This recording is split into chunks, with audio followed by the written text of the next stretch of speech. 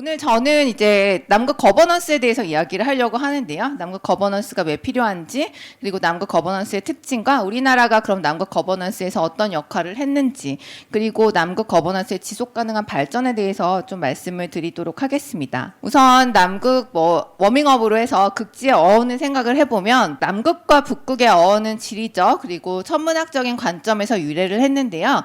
북극을 의미하는 아크틱에 반대되는 접두어를 써서 바로 남극이라고 해 엔타르티카가 이제 포함이 되었습니다. 그래서 과거에 이제 그리스의 천문학자이다 철학자인 프톨레마이오스가 북반구 땅의 균형을 맞추기 위해서 가보지 못했지만 북극과 같이 남쪽에도 거대한 대륙이 있을 거다라고 이제 주장을 했던 겁니다. 그렇지만 우리는 지금 이제 극지, 남극을 방문을 할 수도 있고 탐험을 할 수도 있습니다. 남극과 북극의 차이는 이미 다 아실 것 같은데요. 제가 시간 관계상 말씀을 드리자면 일단 남극과 북극은 둘 다 춥다는 공통점이 있지만 또 사는 생명체들도 다르고 북극에서는 사실 원주민이 거주를 하고 있는데 남극에서는 정주하는 인구는 없고 그 다음에 바로 이런 펭귄과 같은 동식물이 서식을 하고 있습니다. 그리고 제가 오늘 거버넌스라고 하는 거에서 가장 중요하게 말씀을 드리고 싶은 차이는 북극 같은 경우는 왼쪽에 봐주시면 북극해 바다가 있고 그 주변에 땅이 있습니다. 이 땅은 다 주인이 있는 땅이죠. 그렇기 때문에 해양을 중심으로 해서 8개 북극권 국가가 굉장히 중요한 역할을 하고 있는데요. 남극 같은 경우는 북극의 정반대로 대륙이 있고 그 주변에 주변 바다가 있습니다. 그런 점에서 남극은 대륙이기 때문에 우리가 대륙이라고 하게 되면 자연스럽게 누구 걸까라는 생각을 하게 되는 거죠. 그렇기 때문에 거버넌스가 여기서 등장을 하게 되는데요. 거버넌스라고 하는 것은 정부라는 틀을 넘어서 다양한 행위자들이 어떤 특정한 문제를 해결하거나 아니면 목표를 달성하기 위해서 협력하고 상호작용하는 과정이나 그 구조, 결과물을 말하게 됩니다. 그래서 남극에서 이 거버넌스에 대해서 제가 이제 말씀을 드리도록 하겠습니다. 그럼 남극 거버넌스는 왜 필요한가? 제가 약간 이미 말씀을 좀 드렸었는데요. 우선 남극 대륙은 1773년에 남극을 처음 횡단한 쿡 선장에 의해서 발견되었다고 알려져 있습니다. 우리가 뭔가를 발견하게 되면 드는 생각이 있죠. 여기 5만 원짜리가 떨어져 있습니다. 5만 원짜리. 저희 아이들은 왕할머니 돈이라고 하는데요. 그 왕할머니 돈이 떨어져 있으면 어떤 생각을 하실까요? 누구 걸까? 내가 가져갈까? 아니면 경찰서 갖다 줄까? 이런 생각을 하거든요. 마찬가지입니다. 아까 김영민 대장님 이제 그 발표 강연해 주실 때도 노맨스랜드라는 말이 나왔었는데요. 아무도 살지 않는 땅이 있었어요. 그러면 자연스럽게 이게 누구 걸까라는 궁금증을 갖게 되는 거고요. 그래서 남극 대륙에 대해서 여러 국가들이 호시탐탐 이거 내 걸로 하고 싶은데 라고 하는 마음들이 생겨났습니다. 그래서 이러한 국가 간의 대립, 충돌로 인해서 법적 제도를 통해서 좀 규제하자, 협력을 좀 오히려 증진시키자라고 해서 남극 거버넌스가 만들어지게 된 것입니다. 그래서 남극 대륙에서는 1908년에 남극 대륙에 대해서 영국이 최초로 내 거야 라고 주장을 하게 되었는데요. 여기 보시게 되면 남극 대륙인데 남극 대륙을 피자 자르는 것처럼 막 잘라서 국가들 이름이 써 있습니다. 다 이거는 내 땅이야 라고 주장을 하고 있는 국가들의 모습입니다. 1908년에 영국이 주장을 하면서 총 7개 국가가 남극에 대해서 내 거야 소유권을 주장을 하고 있는데요. 그 근거는 내가 여기를 지배하고 있어. 아니면 우리 땅과 우리의 국토와 우리의 영토와 가까이 있어. 아니면 또 선형이론이라고 해서 여기서 선형이론이라고 하는 것은 남극에 대해서 탐험이나 과학적 관측 자료에 기반을 해서 근거가 확실한 연안에서부터 남극점으로 이제 선을 연결해서 여기까지는 우리나라의 지분이야라고 주장을 하는 겁니다. 그래서 지금 보시게 되면 이 국가들이 이렇게 주장을 했고 이 국가들 사이에서 서로 그래 너는 이쪽을 네가 가져 그럼 난 여기를 가질게 이렇게 쉽게 말하면 이렇게 이제 나누게 되는 게 20세기 초의 얘기였습니다. 하지만 주장하는 국가들 사이에서는 상호적으로 그래 너 이만큼 갖고 내가 이만큼 가질게 이렇게 해서 결국에는 남극의 한 15% 정도만 영유권이 주장되지 않는 unclaimed 라고 하는 지역이 되었습니다. 과연 그러면 이 주장은 어떻게 되었느냐? 사실 자기들끼리도 싸움이 났었습니다. 여기 보시면 영국과 아르헨티나, 칠레는 서로 주장이 겹치고 있거든요. 그래서 이게 소송까지 갔습니다. 그래서 영국이 국제사법재판소라고 하는 유엔에 있는 주요 기관 중에 하나인 세계 법원에 영국이 아르헨티나, 칠레를 상대로 남극은 내 땅이야라고 판결을 내려달라고 한 적도 있습니다. 자기들끼리도 싸움이 났었는데요. 결과적으로는 이제 국제재판은 국내랑 다르게 서로 아르헨티나, 칠레도 소송을 하겠다라는 의사를 표시해야지만 성립이 되기 때문에 소송은 이루어지지 않았지만 여기서 보시는 것처럼 자기들끼리도 서로 싸우는 걸 알 수가 있습니다. 이렇게 남극 지역에 대해서 20세기 초에 이제 발견된 다음에 서로 내 거야라고 주장도 하기도 하고요. 또 이 당시에 생각해 보면 어업 활동도 이제 증가를 했고 1950년대에 넘어가게 되면 이제 2차 세계대전 이후에 냉전 시대가 도래를 하게 됩니다. 그러다 보니까 남극과 북극에서 비행과 미사일 타격 등의 군사적 목적을 위한 기지 건설 논의도 진행이 되면서 점차 남극에 대한 위험도가 높아지기 시작한 겁니다. 국가들끼리 서로 내 땅이야라고 주장하면서 충돌도 있을 수 있고 또 여기에 군사적인 어떤 기지를 건설하게 된다면 사실은 냉전 시대에서는 조그만 일 하나로 큰 전쟁이 날 수도 있다는 위험이 있었기 때문에 굉장히 이제 불안정성이 고조가 됐는데요. 그래서 거버넌스, 우리가 협력하는 어떤 협력체를 만들어서 상호 평화를 좀 도모하자라고 하는 필요성은 인식을 했습니다. 하지만 냉전 시대에는 서로 두 블록으로 나눠져 있기 때문에 어떻게 이 필요성을 어떤 모멘텀이 필요했다라고 얘기를 할 수가 있는데요. 그 모멘텀이 바로 과학협력이라고 말씀을 드릴 수가 있습니다. 국제지구물리관측년 1957년 7월 1일부터 1958년 12월 31일 동안 이 기간 동안 성공적으로 국제과학협력 프로젝트가 수행이 되었는데요.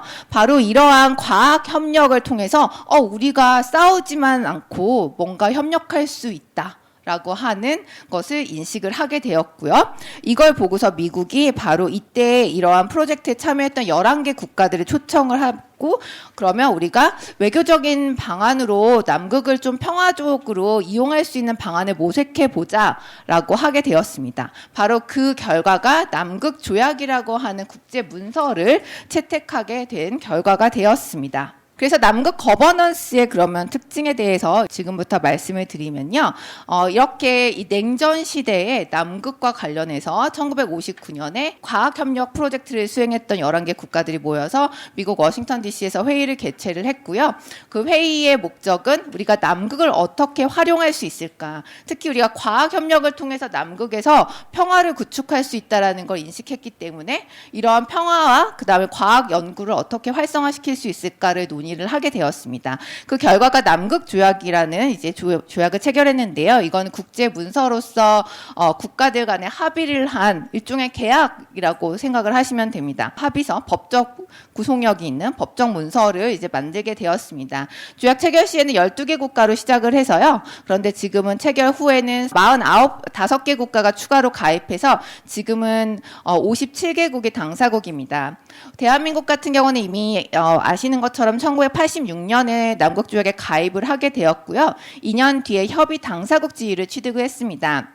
이미 김예동 위원장님께서 말씀해 주신 것처럼 남극 조약에서는 그냥 일반 당사국과 협의 당사국으로 구분이 됩니다. 협의 당사국은 과학기지 설치, 탐험대 파견 등 남극 지역 과학 연구의 활동에 참여한 국가만이 협의 당사국 지위를 취득할 수 있고요. 사실 협의 당사국이 돼야지만 의사결정에 참여할 수 있어서 매우 중요합니다. 그래서 우리나라 같은 경우는 89년, 3년 뒤네요. 3년 뒤에 협의 당사국 지위를 취득을 했고요. 이후에도 남극 조약의 다양한 문서들이 추가가 되었습니다. 그럼 남극 조약이 거버넌스의 가장 핵심이라고 말씀드렸는데요. 남극 조약은 도대체 무엇일까 말씀을 드리겠습니다. 남극 조약은 말 그대로 남극에 관련된 협약이기 때문에 남극 조약은 모든 빙봉을 포함해서 남해 60도 남방 지역에 적용된다라고 해서 남극 조약에서의 남극을 하고 있고요. 그 다음에 냉전 시대에서 이제 어떤 군비 경쟁을 제한하기 위한 약속이었기 때문에 일체 군사 활동을 남극에 남극에서 금지시키고 있습니다. 그리고 남극조약의 체결 계기는 바로 과학연구 협력 프로젝트였다고 말씀드렸는데요. 그래서 과학연구 활동의 자유를 또 보장하고 있습니다. 반면에 이 당시에는 남극조약이 체결됐던 50년대에서는 사실 환경보호에 대한 인식이 좀 낮아서 남극 환경보호에 관한 내용들은 이후에 이제 추가적으로 나오게 되었습니다. 그리고 또 중요한 건 아까 그 7개 국가들이 서로 내 땅이야라고 주장을 한다라고 말씀드렸는데요. 이렇게 주장하는 국가들이 있으면 뭐 군사활동 금지하고 뭐 하지 말라고 할 때 내 땅에서 도대체 뭐 하는 거야 라고 생각하는 국가들이 있을 텐데요. 이런 국가들이 사실은 영유권을 동결시키는데 합의를 했습니다. 다시 말해서 나의 영유권 주장, 그러니까 내 땅이야 라고 하는 주장을 포기하지는 않습니다. 그렇지만 남극 활동을 통해서 이거는 내 땅이 맞아라고 근거로 활용하거나 아니면 새로운 주장을 더하는 것은 멈추자라고 한 겁니다. 그래서 옛날에 얼음땡 이제 놀이를 했을 때 얼음으로 얼려 있으면 땡을 해야 되잖아요. 그래서 일종의 서로 내 땅이야라고 주장하는 거 얼음을 시켜버린 겁니다. 그렇기 때문에 이 국가들은 또 다른 국가들도 다 같이 다 얼음을 한 거죠.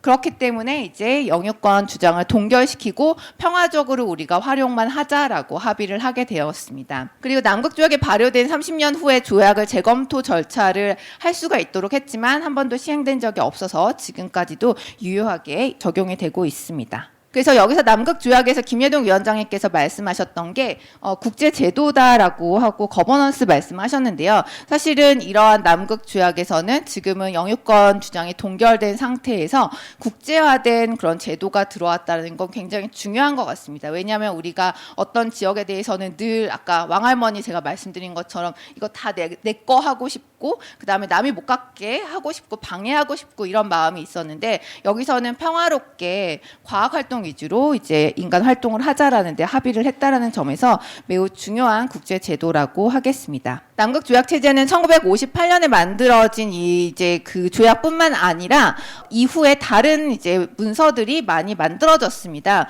그래서 남극 환경 보호에 관한 남극 조약 의정서, 뭐 물개 보존 협약 등이 있는데요. 아까 잠깐 그 김혜동 위원장님께서 말씀하셨던 카밀라 그리고 아마 김은희 박사님께서도 말씀하셨을 것 같은데요. 이 남극 해양생물자원보전위원회에도 사실은 남극 조약과는 별도지만 남극 조약에서의 영유권 동결과 같은 내용들을 공유하고 있어서 매우 중요합니다. 남극 조약은 사실은 대륙과 관련된 내용이 있다면 남극 해양생물자원보존위원회는 남극 대륙의 주변 지역에서의 해양 생태계 보전에 힘을 쓰고 있는 그런 위원회입니다. 그리고 그 외에도 남극 조약 체제의 주요 기관으로서 남극연구과학위원회 그리고 남극 국가 프로그램 운영자 이사회 등이 있습니다. 다음으로 우리나라 남극 거버넌스에 관련된 말씀을 드리도록 하겠습니다. 이미 이제 김영미 대장님께서 우리나라의 탐험 역사에 대해서 말씀을 해주셨는데요. 우리나라가 처음에 남극에 진출한 건 1970년대 후반에 남극해에서 크릴 조업을 시작을 하면서부터였습니다. 그래서 우리나라의 남극에 대한 관심은 자원 개발에서 시작되었다는 것을 알 수가 있고요.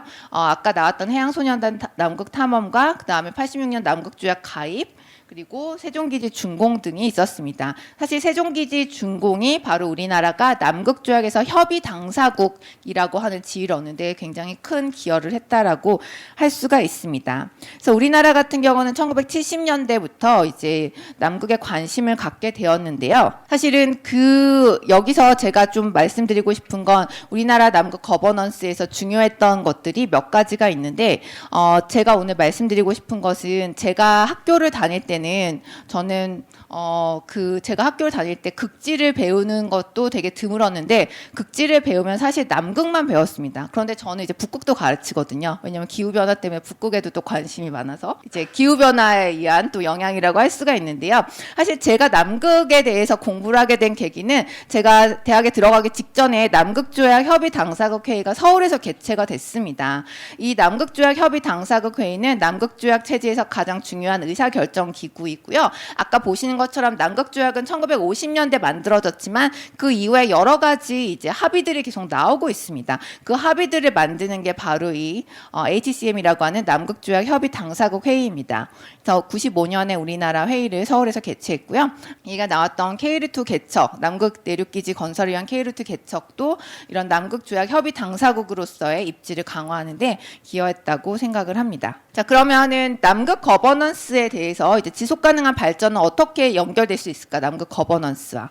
그리고 어떤 도전이 있을까? 이 점에 대해서 말씀드리도록 하겠습니다. 남극 거버넌스는 처음에 남극 조약은 1950년대 만들어졌고 군축과 관련된 우리 군사 활동을 하지 말고 우리 좀 이제 평화롭게 살자라고 하는 데서 비롯됐습니다. 그리고 그 당시에는 사실은 환경 보호에 대한 내용은 좀 부족했었는데요. 이후에는 이제 환경 보호에 대한 중요성이 많이 강조가 되게 되었습니다. 그래서 21세기 남극을 이제 생각을 해보면 군사적 긴장감보다는 환경 문제와 같은 이제 이러한 소프트 시큐리티라고 하는 연성안보 문제가 많이 제기됩니다. 오늘 이제 강연을 요청을 받고 나서 신문 기사를 찾아봤더니 남극에서 이제 뭐 군사적 활동 이런 내용은 전혀 나오지 않고 주요하게 나왔던 신문 기사가 남극 관광은 어떻게 할 수 있을까요? 뭐 어떤 여행사에서 남극 관광 가려면 이렇게 해야 됩니다. 그리고 남극 관광 때문에 뭐 환경 보호에 문제가 생겼다. 이런 내용들, 그래서 말랑말랑한 얘기들이 많이 나오는 것을 알 수가 있습니다. 그리고 또 하나 나왔던 게 이제 어업의 문제인데요. 아까 잠깐 얘기가 나왔던 것 같은데 많이 잡는 게 우리는 다다익선이라고 생각을 했지만 이제는 적당히 잡고 지속 가능성을 유지하는 것이 중요하다라는 또 인식이 생겼습니다. 이런 인식 때문에 남극 환경보호 의정서도 채택이 됐고 다양한 환경오염 예방 방지 노력들을 지속적으로 하고 있습니다. 관련해서 저는 이제 우리나라의 역할에 대해서 말씀드리고 싶은데요. 우리나라는 남극 환경보호에서 중추적 역할을 하고 있다고 생각합니다. 여기 보이는 매우 예쁜 얘는 남극 이빨고기인데요. 사실은 메로라고 해서 뭐 뷔페나 아니면은 일식집에 가시면 되게 맛있는 생선 조림으로 많이 등장하는 아이입니다.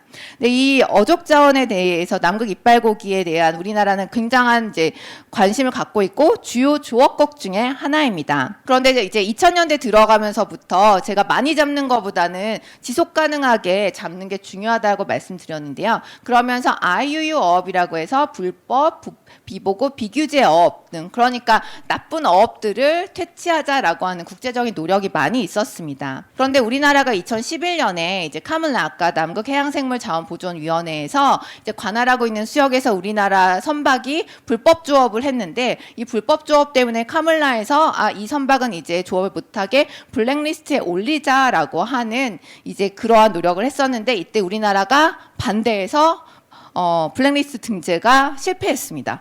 그런데 이제 그걸로 끝났으면 다행인데 그리고 나서 이후로부터 우리나라가 한국은 IUU 어업에 지금 퇴치에 노력을 기울이지 않고 오히려 그걸 비호해 주는 거 아닐까? 너네 이거 이렇게 하면은 우리 수출입과 관련해서 우리가 좀 제한을 걸 수도 있다라는 옐로우 카드를 보냈고요. 소위 그 이후에 우리나라가 굉장히 적극적으로 매우 단시간에 불법 조업에 대한 처벌을 강화하려고 뭐 원양산업법 개정과 모든 선박에 대한 원양어선의 선박 위치 추적 장치 VMS를 장착하는 등 매우 큰 노력들을 했습니다. 그래서 굉장히 짧은 순간에 우리나라가 이제 잡는 어업에 되게 관심이 있다가 환경 보호 쪽으로 이제 선회를 하게 되었고요. 이러한 변화가 2014년, 15년부터 카물라 내에서 해양 보호구역 설정에 있어서 지지를 하는 입장으로 바뀌는데 영향을 줬다라고 생각을 합니다. 그래서 남극과 관련해서 요새는 이제 환경 보호가 매우 중요한데요. 다양하게 환경 보호를 할 수 있는 이제 그런 방식이 있지만 그 중에 하나가 해양 보호구역을 지정하는 것입니다. 여기서 2012년에 처음 제안됐던 건 로스시, 그러니까 로스해에서의 해양 보호 구역인데요. 로스해는 여기 보시게 되면 움푹 들어간 남극대륙에서 움푹 들어간 이 지역에 있어서 이 지리적인 위치 때문에 해양 생태계가 생물 다양성이 상당히 높은 지역이라고 합니다. 그래서 사실은 해양보호구역이라고 하는 것은 해양 생태계를 이제 생물 다양성을 보존하기 위한 방식인데요. 이 방식으로는 일단 인간의 활동을 제한하는 것이 굉장히 중요해서 다양한 구역들을 나눠서 특정한 활동만을 허용하고 인간의 접근을 좀 제한하는 방식으로 해서 환경 보호를 구축을 하려는 그러한 시도도 남극에서 있었습니다. 네, 물론 이제 여기서 원하는 50년 동안 기한으로 하자라고 했는데 뭐 조업국들이 반대를 해서 크릴 조업이나 이렇게 하는 조업국들 반대해서 35년의 기한을 두고 지정이 되었는데요. 주요 조업국들은 반대를 했지만 우리나라는 2014년부터 로스의 해양보호구역 지정에 지지 입장으로 선회했다는 점에서 우리나라가 굉장히 남극 해양보호에 대해서 관심을 갖고 있다는 것을 알 수가 있습니다. 마지막으로 이제 오늘 아까 잠깐 김영미 대장님께서 소개해 주셨던 관광과 관련된 말씀을 드리려고 합니다. 남극 관광이 사실 저도 이번에 찾아보면서 이렇게 많은지 몰랐는데요. 2022년부터 2023년 시즌에 몇 명 정도가 남극을 관광객들이 방문했을까요? 10만 4천 명 이상의 관광객이 방문을 했고 이게 팬데믹 이전인 시즌에 비해서 40% 이상 증가한 수치라고 합니다. 그 남극에서의 이제 관광은요, 마라톤, 대단하네요. 네, 등산, 캠핑, 스쿠버 다이빙, 그 다음에 럭셔리 캠프에서의 숙박 등이 있다고 합니다. 그래서 그거 외에도 되게 다양한데요. 이렇게 관광이 많이 되고 있습니다. 그런데 이 관광이 그러면 우리도 관광을 갈 수 있을까? 제가 트립 어드바이저에 찾아봤더니 뭐 아름다운 이제 사이트들을 막 추천을 해주면서 이런 데 가면 된다 이렇게 알려주고 있는데 그러면 우리가 관광을 갈 수 있을까라고 했을 때 당연히 갈 수 있겠죠. 그렇지만 왜 갈 수 있는지에 대해서 설명을 드리자면 남극 조약과 환경보호 의정서에서는 각 국가가 우리가 합의한 내용들을 국내적으로 이행을 하도록 하고 있고요. 그래서 남극에서의 그 국민들의 활동에 대한 허가 제도를 확립하도록 되어 있습니다. 그래서 남극을 방문하고자 하는 방문객들은 각 남극 조약 당사국에 가입한 국가들로부터 사전에 필요한 허가를 받아야 되고요. 우리나라 같은 경우는 남극 활동 및 환경보호에 관한 법률 및 동법 시행령, 시행 규칙에 따라서 남극 활동 허가 신청서를 작성해서 외교부 장관에게 제출해야 되고요. 허가 없이 가시면 징역이나 벌금이 있습니다. 그래서 남극 허가 신청서, 계획서, 그리고 예비 환경 영향 평가서들을 필수로 작성하셔야지만 갈 수가 있습니다. 근데 여기서 중요한 것은 우리가 관광을 금지하진 않았는데요. 그런데 처음에 남극조약이 만들어졌을 때 우리 군비 경쟁하지 말고 서로 영유권 다툼하지 말고 막 이런 얘기들 했지. 이렇게 개인들이 놀러 간다기 좀 이상하지만 이제 방문하는 것들은 생각을 하지 않았던 겁니다. 그러다 보니까 이제 오염 없는 남극과 인간 활동에 개방된 남극을 조화시키려는 노력이 필요해진 겁니다. 우리가 처음에 남극조약을 만들 때는 생각하지 못했던 내용들인데요. 사실은 이제 이렇게 관광을 많이 하게 되면 여러 가지 환경적인 문제들이 발생할 수가 있습니다. 말씀드린 대로 남극조약은 사실은 군사적인 활동을 금지하고 있고 평화적인 활동은 허용하고 있기 때문에 관광에 대해서도 금지하진 않고 있습니다. 하지만 남극 환경보호 의정서 등에서 말하고 있는 것처럼 남극 환경 보호를 위한 합의된 내용들을 준수하는 한도 내에서만 남극 관광이 이루어져야 되고요. 이제 상업적 목적에서 관광 프로그램들이 많이 개발이 되고 있습니다. 그래서 과학조사와는 다르게 이제 공익적인 성격이 제한적이다라고 볼 수가 있는데요. 그런 점에서 환경보호 의정서 상에서 아까 말씀드렸던 뭐 영향평가서 같은 거 제출하는 것도 좀 더 엄격하게 할 필요가 있다라는 내용들의 이제 얘기들이 있습니다. 그런데 이제 남극에서 이제 처음에 남극조약이 만들어졌을 때는 관광 생각은 많이 못해서 이제 와서 그러면 남극조약 협의 당사국 회의에서 관광과 관련된 규제를 많이 이제 하려고 노력을 하고 있는데요.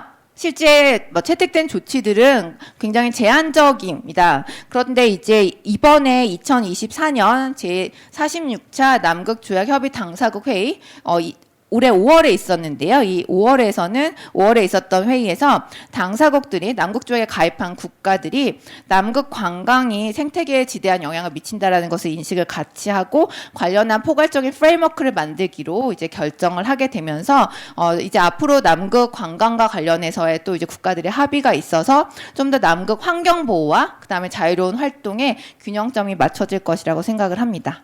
남극과 그다음에 남극 환경 보호 그리고 남극 거버넌스에 대해서 오늘 말씀을 드렸는데요. 앞으로도 저희의 이런 관심들이 남극 거버넌스를 발전시키고 또 그다음에 강화시키는 데 큰 힘이 되리라 생각을 합니다. 네, 이것으로 마치겠습니다. 감사합니다.